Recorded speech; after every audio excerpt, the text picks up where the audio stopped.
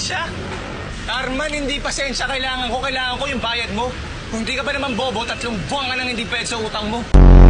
Pasensya na lang. Tang, di naman pwede yung pasensya lang, oh. Ito. Idagdag mo na lang. 200.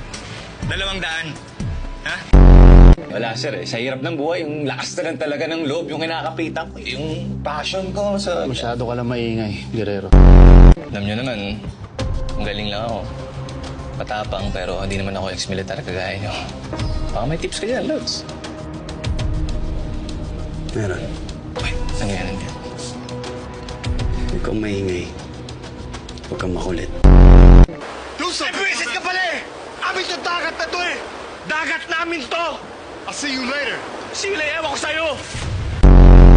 Hindi ko na kaya. Hindi na ako umihi. Ngayon pa talaga? Siyempre, mukha ba akong may catheter, ha?